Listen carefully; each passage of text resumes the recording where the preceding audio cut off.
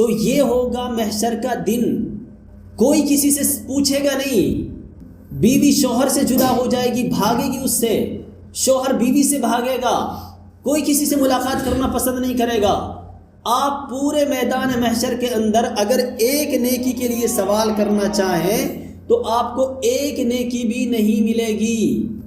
اب آپ اندازہ لگائیں، ایک نیکی نہیں ملے گی۔ ایک بندہ ایسا ہوگا کہ کل قیامت کے دن اس کے دونوں ترازو، اچھائی کا اور برائی کا جو پلڑا ہوگا، جو ترازو ہوگی اس کی، وہ برابر ہو جائیں گی بالکل ایک دم، نہ برائی جھک رہی ہے نہ نیکی جھک رہی ہے۔ اللہ تبارک و تعالیٰ کی طرف سے اعلان ہوگا کہ ایک نیکی لے کر آ جاؤ، ہماری طرف سے تم کامیاب ہو جاؤ گے۔ تو ایک نیکی کے لیے وہ جائے گا باپ کے پاس، باپ انکار کر دے گا،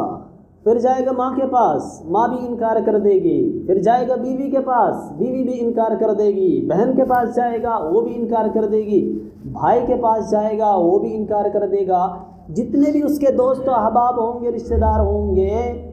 سب کے پاس جائے گا، لیکن کوئی شخص اس کے لیے ایک نیکی دینے کے لیے تیار نہیں ہوگا۔